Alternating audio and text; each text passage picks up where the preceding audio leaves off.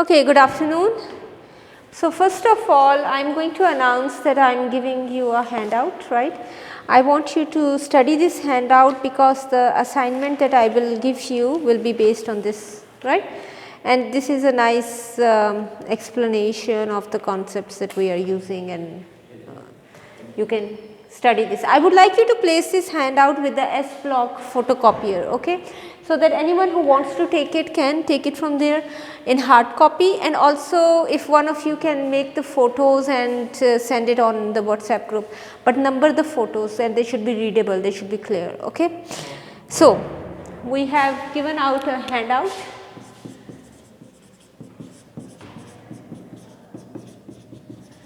And it is available at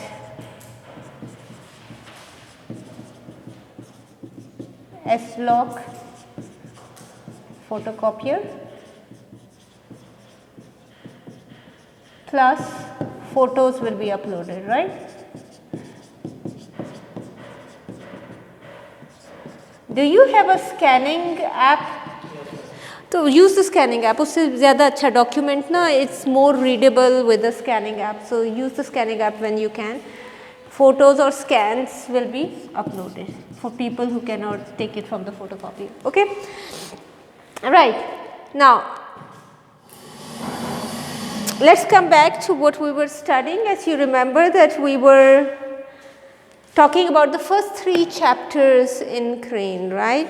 And for the first 3 chapters in Crane, again like the first one was very simple and basic, it was an introduction about the terms and the units and so on. The second one is a summary of some formulas from quantum mechanics and some concepts that we will be using from time to time, and whenever we use any of those concepts I always refer to them from that chapter. Again, for people who have not studied quantum mechanics, you do not need to be scared because we are not going into the detailed derivations and so on, that is not the objective of this course. We are using those formulas and concepts, and so we explain the part that we need for our present course. Okay. And then the third chapter, as we have been doing, is about the properties of the nucleus. As we said, these are the static properties of the nucleus. So we talked about the size of the nucleus, which is the radius of the nucleus, and the various formula and the methods that can be used to understand this. Then we also talked about the concepts of, for example, what did we talk about? The spin, right. We talked about the charge, we talked about the presence of the nucleons and their effect on the overall properties of the nucleus as a single entity. We have talked about binding energy, which again plays a major role in many of the phenomena that take place in nuclear physics, right.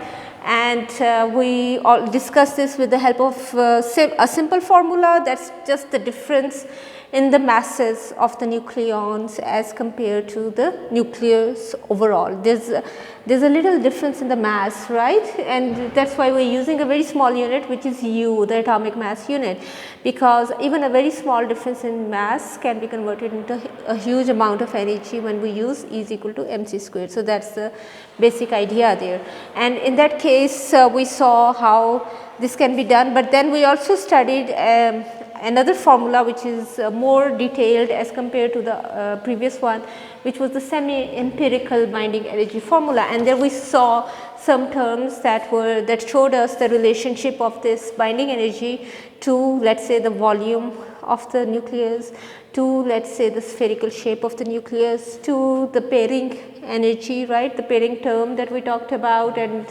how this plays out on the overall behavior and so on. So we discussed a number of terms and how we can relate them to these properties. Okay.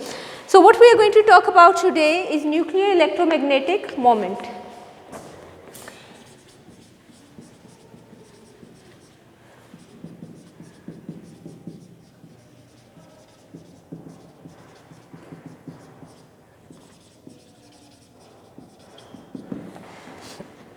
So this is Crane, page 71.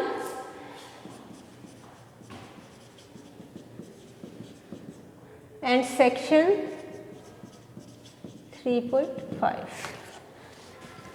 Okay. Since we know that the nucleons are charged and we know that whenever there is a charge there can be an electromagnetic moment. So, we know this from our previous discussions as well, and we know that in such a case we can have a electrical component and we can have a magnetic component. We are also familiar with some concepts like the electric dipole moment, for example, right. So, keeping these things in mind, we can try to explain the nuclear electromagnetic moment. So, any distribution of electric charges and currents produces electric and magnetic fields, right, that vary with the distance in a characteristic manner. We know that in the simple relationship, when we are talking about the Coulomb's law, for example, the relationship is dependent on the distance r, right. Okay. So, therefore, the charge or the current distribution gives rise to magnetic moments that are associated with each characteristic spatial dependence. So, for example, 1 over r squared is a factor where the electric field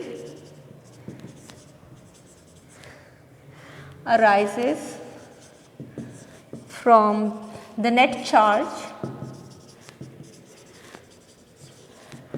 which we can assign as the zeroth or monopole moment. Okay.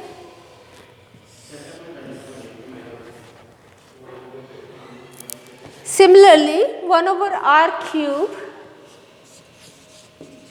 can be a factor where electric field arises from the first or the dipole moment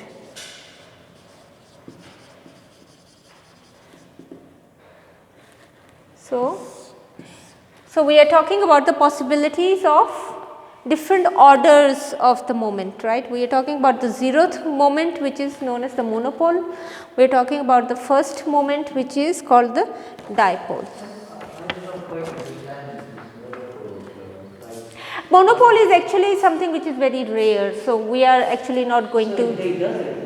We are not sure, actually there is research going on about this. So, for this course, or let us say for this particular topic, we are not going to talk much about monopoles, okay. But we are just writing it down because we are going systematically in order, that is it, okay. So, 1 over r raised to 4 is the electric field which arises from the second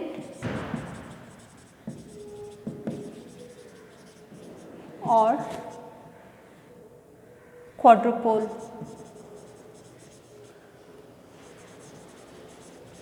moment.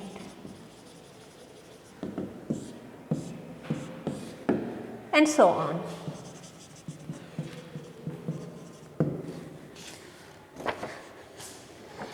So, magnetic multipole moments behave in a similar manner with the exception of the monopole moment. So, these magnetic multipole moments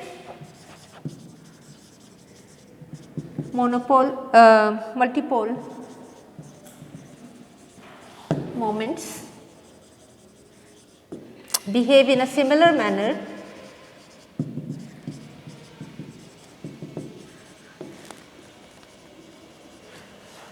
with the exception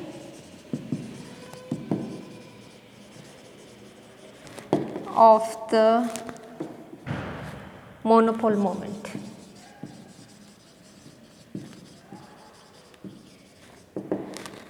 So, this is an exception. Magnetic monopoles either do not exist or they are extremely rare. Okay. So, thus the magnetic monopole field is inversely proportional to r squared, does not contribute. Since magnetic monopoles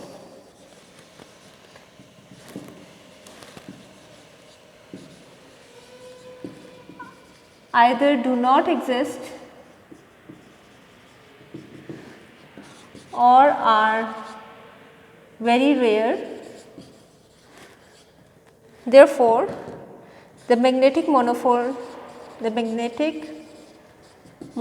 field